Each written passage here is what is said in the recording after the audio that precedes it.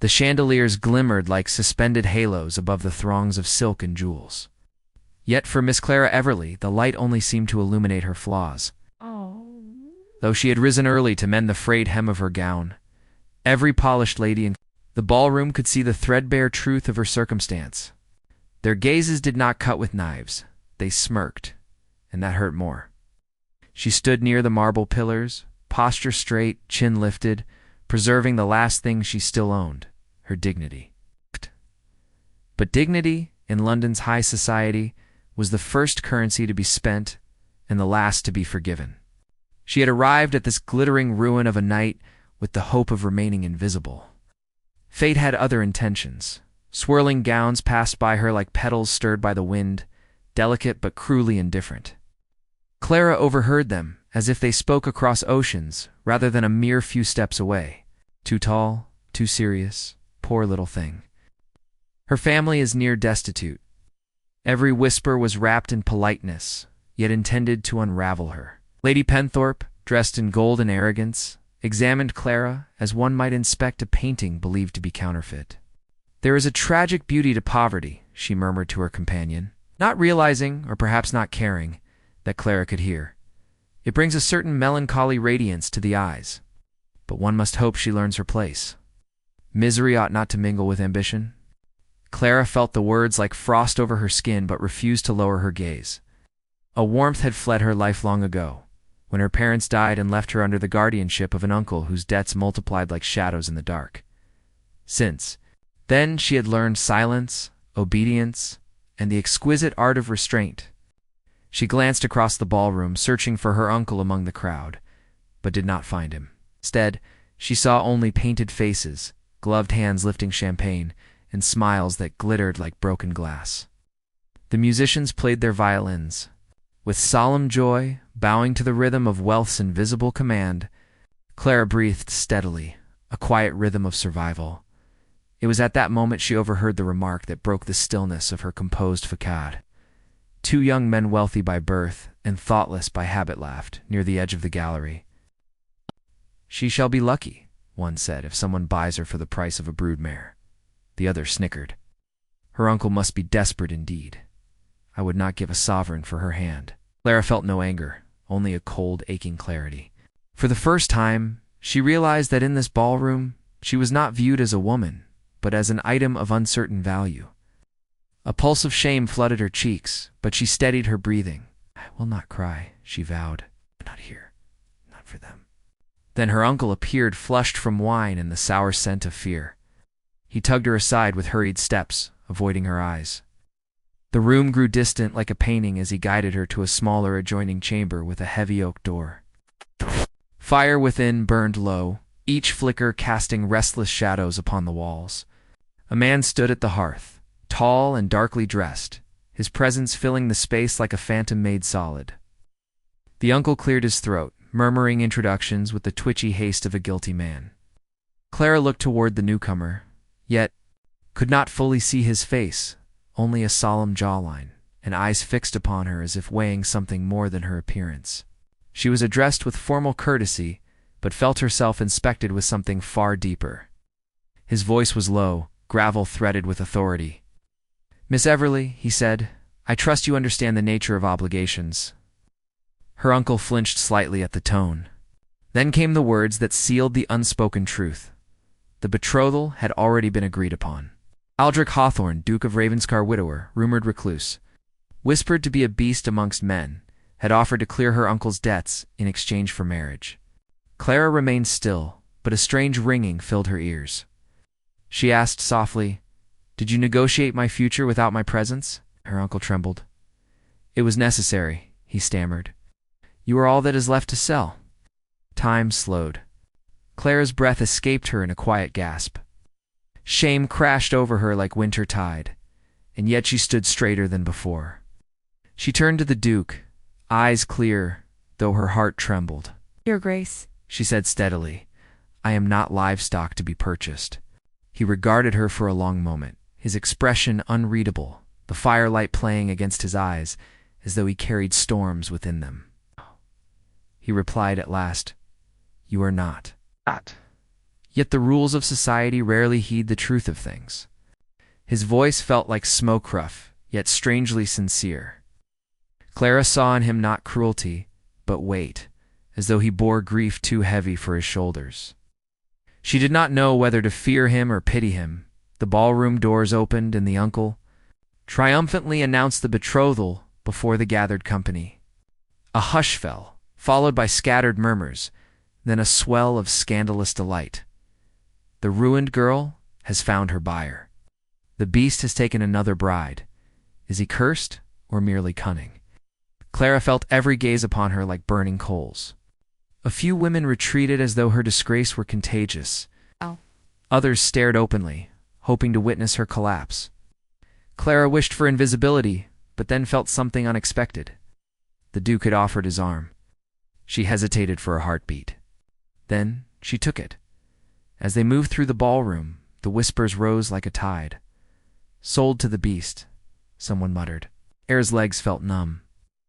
Aldrich leaned slightly toward her, and spoke so quietly it might have been imagined. "If you must despise someone tonight, Miss Everly, despise me. Not yourself." She looked up, startled. His eyes were steady, stern, yet strangely gentle. And in that instant, something within her shifted, not trust, not hope, but an awareness that this man was not the villain of the gossip that pursued him. Rain began to patter against the great windows as they left the ballroom. London seemed to sigh under the weight of night. The carriage awaited, its lanterns glowing dimly like tired stars. Clara stepped inside beside her unexpected husband Toby. As the horses moved and the city lights receded into mist, she clutched her hands tightly in her lap, knowing that her life had just changed irrevocably. Yet amid the uncertainty, a curious thought lingered. Trembling softly in the silence of her heart, perhaps fate was not a chain, but a door. And if so, she wondered who had truly opened it tonight. The carriage journey to Ravenscar Manor unfolded in muted silence, broken only by the steady rhythm of hooves striking the rain-soaked road. Clara sat upright, back against the velvet interior, her hands clasped tightly in her lap. She did not cry, she would not give tears the satisfaction of falling, but her thoughts moved like uneasy shadows across the walls of her mind. Aldrich Hawthorne, Duke of Ravenscar, sat opposite her, his silhouette shaped by the dim lantern's glow. He did not attempt conversation. His gaze remained fixed on the passing darkness beyond the window, as though it held some ancient reckoning. Clara wondered if this silence was kindness or merely habit. Nothing in his demeanor invited fear, yet nothing offered comfort. The air within the carriage held an unspoken tension, brittle yet strangely delicate. Clara studied Aldrich when he was not looking. In the uncertain light, he appeared carved from solitude itself, features austere, eyes solemn, shoulders carrying a weight she could not name. He did not wear arrogance like other noblemen. His quiet was not pride, but something colder, shaped by grief. When the wheels slowed and the gates of Ravenscar creaked open, Clara felt as though the world itself shifted, and she was crossing into a realm no longer governed by familiar rules. Ravenscar Manor emerged from the mist like a memory of another age. Its stone facade, veined with ivy, looked darkened by years of winter. Lanterns flickered in the heavy air, their glow pale against the vast expanse of the estate. Clara stepped down from the carriage and felt the chill of the ground through her shoes. The wind carried the scent of damp earth and something floral, yet fading, perhaps the ghost of a garden long untended. Servants stood waiting. Their eyes flickered with curiosity and caution, as though many had worn hope and seen it unravel here. Some bowed with respect. Others exchanged glances that hinted at apprehension. Clara kept her composure, aware that her every movement would be measured. Inside the manor, the corridors stretched long and quiet. The air smelled faintly of old wood, polished silver, and memories sealed behind locked doors. Aldrich walked slightly ahead of her, speaking only to deliver practical arrangements. She would have her own chamber, meals taken separately if she wished, and no expectations beyond civility. His tone was courteous, yet distant, as though he had long accepted that closeness was a luxury he would not attempt again. Clara replied with equal restraint, grateful for the semblance of autonomy, yet uncertain what it truly meant. After she settled into her Chamber's spacious room, with high windows and heavy draperie, stood before the mirror and examined her reflection. The woman who gazed back did not look frightened, only profoundly weary. She loosened the braid in her hair and thought of every rule society had ever enforced upon her. A woman must be graceful, must be obedient, must be silent. But here, far from London, perhaps there were rules unspoken. Perhaps she could find the courage to ask what her life might become when not measured by others' expectations. The thought flickered briefly, like a candle struggling to survive its first flame. The next morning, Clara awoke to a tray of tea and bread on the small table near her window. Beside it lay a brass key tied with a dark ribbon and a note written in Aldrich's hand. For when the house proves too loud with silence, she held the key for a long moment, tracing its ridges with her thumb. Was it simply courtesy or something more subtle? No instructions followed, yet instinct guided her. She searched the corridors until she found a door she had not noticed before. Discreetly placed near the staircase, the key turned with surprising ease. Beyond the door lay a private library, warmed by a quiet fire and filled with shelves that climbed toward the ceiling. The space did not boast grandeur, but intimacy. Books worn by use, armchairs softened by time, a single window overlooking the gray moors. Clara stepped in slowly, struck by the realization that this was not a room for display, was meant to be lived in. She touched the spines of the books, as though greeting companions she had long missed. This was not a gift to impress her. It was something closer to respect. Hours passed without Clara noticing. She selected a volume of poetry and settled by the window, reading softly to herself. The rain outside whispered against the glass. For the first time since arriving, she felt her breaths fall into a natural rhythm. Yet the silence did not entirely soothe her. There was a question here, one that lingered like a phantom passing between the shelves. Why would a man called Beast grant her such a sanctuary? Later that afternoon, Aldrich appeared at the library door. Clara rose, half expecting he might reclaim the space from her. Instead, he simply nodded, as though confirming a silent agreement. "I had hoped it might suit you," he said. She responded carefully, for she sensed sincerity beneath his reserve. "It does, Your Grace, though I confess I do not understand why." He paused before answering. "People require refuge, even those who do not ask for it." His expression remained unreadable, yet the words echoed strangely in her mind. In the days that followed, Clara ventured into the manor's outer grounds with the head housekeeper as her guide. There were traces of beauty gardens that had once been meticulously tended, fountains now silent, and walkways overgrown with fragile wildflowers. She observed the estate with quiet curiosity and felt an ache of possibility. Something about this place seemed paused rather than abandoned, as though waiting for life to resume. Yet whispers traveled quickly through nearby villages. Clara heard them during a visit to the local assembly. "The Duke has taken another bride. She will not last a season. He is cursed, or worse, cruel." She answered such remarks with measured courtesy.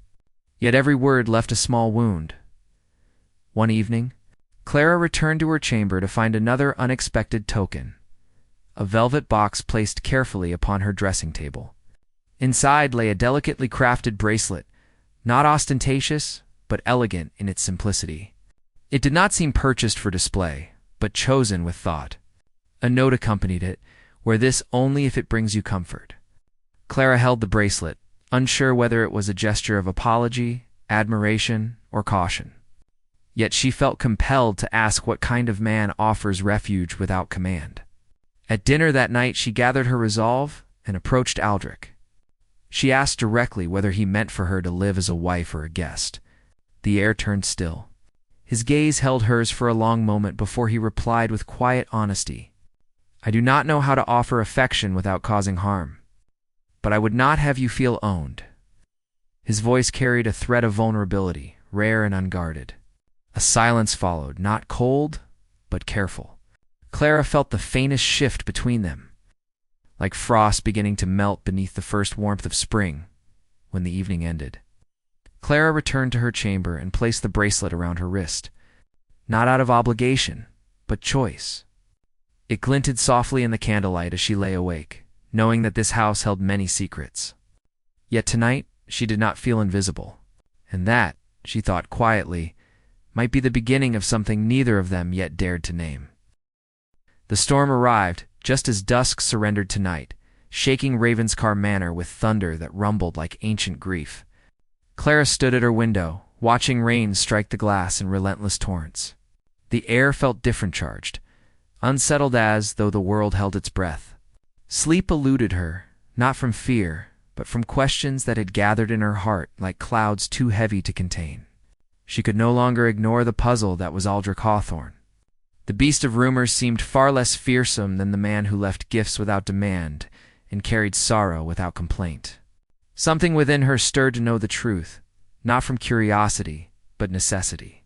She could not remain a stranger in her own life. She ventured from her chamber, the corridors dimly lit and shuddering with distant thunder. The house creaked as if remembering an older pain.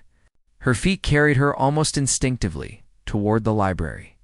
She opened the door quietly and found Aldrich there, standing near the hearth, one arm resting against the mantelpiece. The fire cast amber and shadow across his features, revealing a solitude as tangible as the storm outside. His coat lay folded upon the chair, his collar loosened. No grandeur clothed him now, only humanity. He looked up when she entered, but made no attempt to disguise the weariness in his eyes. She hesitated at the threshold, then stepped fully into the room. Neither spoke at first. The storm's voice filled the silence between them. Clara moved toward the fire and sat in the chair nearest the flames. Aldrich remained standing, though his posture softened. He studied her with quiet restraint, as though surprised yet unsurprised by her presence. "I could not sleep," Clara said at last.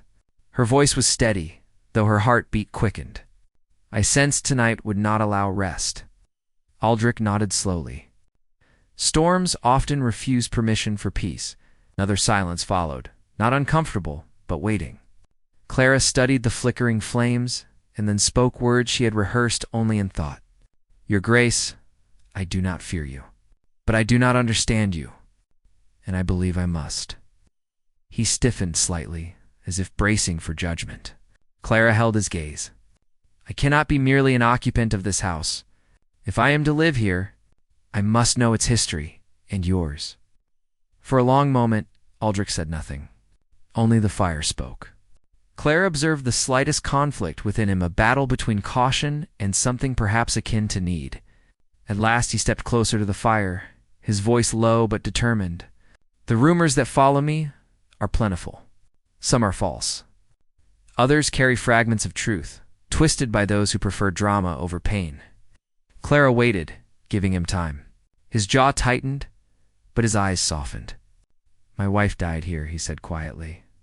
"She died before the dawn could bring our child into the world. Neither survived." The last sentence fell with quiet devastation. Clara felt a sting in her chest. Not pity, no. Something deeper. A recognition of sorrow shaped by silence. Aldrich continued, gaze distant, as though revisiting a room long locked. "I had believed myself capable of protecting them, yet I failed. And grief, when unguarded, invites blame. I became the easiest target, a beast, a murderer, a curse."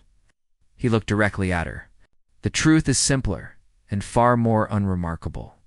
I was a man who could not defeat fate, and society is kinder to fables than grief."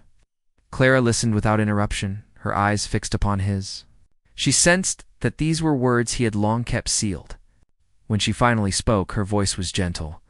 "Your pain does not make you a beast, Your Grace. Only a man who has walked too long in solitude." Aldrich exhaled slowly, as though releasing a breath he had held for years. "Solitude is safe," he murmured. "It does not ask for forgiveness, nor does it require hope." Clara rose from her chair and approached the hearth, standing beside him, though not too close. "Hope is not always a demand," she said softly. "Sometimes it is a quiet offering." Her words seemed to linger between them like a fragile bridge. Aldrich studied her again, not with suspicion, but a dawning respect. After a pause, he spoke with unexpected candor. "When you stood in that ballroom and refused to weep, I saw strength, not defiance, but dignity. I had forgotten such a thing could exist without cruelty attached to it. And in that moment, I wondered whether I could still be more than the beast they named me. Clara felt warmth rise to her cheeks, not embarrassment, but something akin to recognition. She leaned her hand against the mantelpiece, fingers brushing old wood. "I was not strong that night, Your Grace," she replied. "I was merely unwilling to surrender what little remained of myself." Aldrich lowered his gaze. "That," he said quietly, "is strength." The fire crackled gently, acknowledging their confession. The storm outside intensified, rattling the window panes with ferocity. Instinctively, Clara stepped a fraction closer to Aldrich. Neither withdrew. They stood in shared silence until Aldrich spoke again. "I married you to extinguish speculation. To end whispers I was too weary to challenge. But I find myself hesitant to treat you as merely an answer to necessity." There was vulnerability in his expression now, carefully revealed. Clara felt her heart shift. His honesty was not graceful, but genuine, and that alone held power. She answered him with quiet courage. "I do not ask for affection without sincerity, but I cannot remain a ghost within these walls. If this is to be my home, I must be permitted to live within it." Aldrich nodded once, then offered words Clara had not expected. "You shall have agency, purpose. The estate is vast and unattended in places. If there are matters you wish to improve, schools, poorhouses, the tenants' conditions, use your judgment. I will not hinder it." Clara absorbed this, surprised by the depth of trust implied. She lifted her gaze, steady. "Then let us begin not as strangers, but as partners in at least one thing: the desire to mend what time has neglected." Aldrich regarded her with a look almost reverent.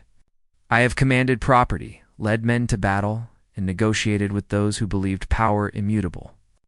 Yet tonight, I find myself asking your permission simply to hope." The confession was quiet, raw. Clara's heart stirred with unexpected warmth. She did not answer at once. Instead, she slowly extended her hand, allowing her fingertips to lightly brush his unspoken acknowledgement of something delicate and real. He did not move away. Lightning flared, bright and fleeting. In its glow, they stood with inches between them, but the silence held more intimacy than touch could achieve. It was not romance, yet only a beginning. A fragile shift from survival to possibility. The thunder roared once more, yet neither flinched. And though the storm still raged, the house felt different, not haunted, but listening. Clara stepped back gently, not retreating, but offering space for trust to grow. Her voice was soft but sure. "We cannot undo the past, Your Grace, but perhaps we may shape what lies ahead." He bowed his head. "Perhaps," he whispered, "with your guidance." Clara returned to her chamber, the storm still roaring, but her heart, for the first time since arriving, was steady. The night had not brought rest, but revelation, and with it, the faint promise that this house, this marriage, might yet awaken from its long slumber. The months that followed were marked by quiet transformations, so gradual at first that few within Ravenscar Manor noticed it, yet steady enough to reshape the rhythm of its halls. Clara walked the grounds with purpose, meeting tenants and listening to their needs with sincere attention. The village school received new supplies, the infirmary fresh linen, and several families previously neglected found themselves with means to survive the winter. Servants who had once moved cautiously through the corridors now greeted her with warmth, where she spoke not with command but genuine care. Aldrich observed these changes from a respectful distance, offering resources when needed but never intruding uninvited. His solitude remained, yet its edges softened. The manor, once shrouded in silence, began to resemble a place where life dared to return, despite the growing steadiness between them. Clara sensed something approaching, an unseen test, waiting at the threshold of peace. Letters soon arrived from London society, elegantly sealed and brimming with expectation. One invitation bore the name of the very hosts who had once treated Clara as pitiful spectacle. She read their words and felt the ghost of that ballroom night stir in her memory. Aldrich suggested they decline, his voice calm but guarded. Clara studied the invitation a long moment before answering. "If we turn away now," she said, "we shall forever live as though we owe them apology." I would rather face them and end what began. Aldrich regarded her thoughtfully, then inclined his head. Very well, he replied. We return not as fugitives, but as hosts of our own fate.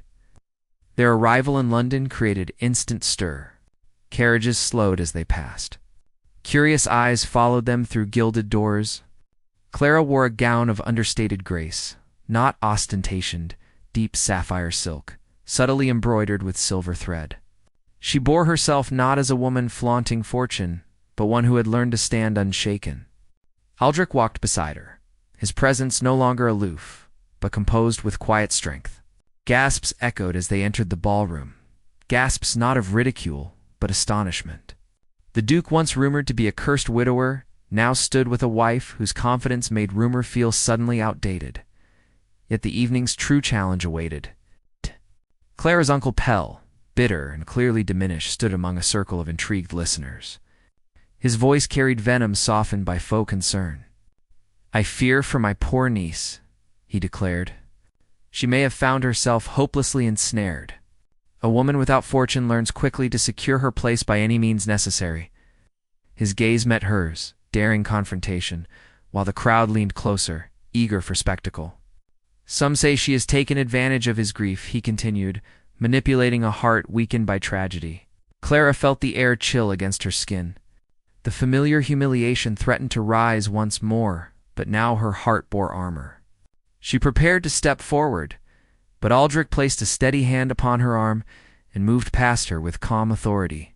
He faced the crowd, voice unhurried, yet commanding. Let there be no mistake, he said. I purchased only debts that night, not my duchess. She was never for sale. A hush fell as his gaze swept the crowd. I allowed grief to chain me to solitude. Yet she has revived what despair told me was gone. His eyes turned to Clara, not in apology, but respect. If there is unworthiness here, it rests with me, not her. Gasps rippled outward. The uncle recoiled as if struck. Clara stepped beside Aldrich, not led, but willingly present. She lifted her chin and addressed them all with poised clarity. Once, I was treated as a transaction. But survival is not manipulation, and endurance is not deceit. Her words carried weight, not volume. I do not ask for admiration, but I refuse shame. A few heads bowed subtly. Others turned away, but none could deny the finality of her stance. A toast was raised by the host, awkward yet definitive, marking the end of speculation. Society, in its ruthless way, recalibrated its opinions, and Clara felt the last trace of her old life dissolve like mist under sunlight. That night, back at Ravenscar, the fire burned low as Aldrich drew a small stack of parchment from his coat. Clara watched with curiosity as he placed it on the desk. It bore legal seals and signatures she did not recognize. These grant you independent ownership of several estate sectors, he said quietly. If ever you decide to leave this marriage, these will remain yours. No man shall reclaim them, not even me. Clara stared at the documents, stunned by the magnitude of trust they implied. Aldrich stood with his hands folded, gaze steady. Love is not possession, he murmured. If I have any to offer, it must begin with the freedom to choose. His declaration struck deeper than any romantic verse ever could. Clara felt her breath catch not from shock, but recognition of something rare. She approached the desk and laid her hand over the papers, her voice soft but unwavering. I do not wish to own them alone. I wish to steward them beside you. She picked up the quill, and instead of signing away, she wrote her name alongside his equal, not replacement. Aldrich watched in silence, perhaps understanding that his offering had been accepted not as escape, but partnership. When she turned toward him, he stood with a vulnerability unmasked. There was no grandeur, now only honest regard. She stepped close, allowing the moment to breathe between them. I was sold to a duke they called Beast, she said gently, but I have chosen the man you have become. The words bridged what silence had long guarded. Aldrich's eyes softened with gratitude unspoken. He lifted her hand to his lips, not in possession, but reverence. Their first true kiss followed a quiet sealing of the vow they had written, not in contract, but conduct. As days passed, Ravenscar thrived with newfound life. Children's laughter echoed where silence once reigned, and gardens bloomed under Clara's stewardship. Villagers spoke fondly of their Duchess who listened, and their Duke who had learned to walk the world anew. In London, whispers evolved into admiration, though some still preferred their version of the tale. They said she was sold to a beast, yet others added, with softened voices, that she taught him to love. One evening at sunset, Clara stood on the balcony of the manor, the air scented with jasmine and fresh earth. Aldrich joined her quietly, the sky awash in gold. No words were needed. The world that had once judged them now felt distant and irrelevant. The wind stirred gently, carrying the sound of church bells from the village below. Clara leaned into the silence not as exile, but sanctuary, and felt at last that her life had become her own story. Yet even as peace settled gently upon Ravenscar Manor, the world beyond still turned in fate. She knew, held many chapters yet unwritten. The sky darkened, not with threat, but promise. And Clara, with steady heart, was ready to face it.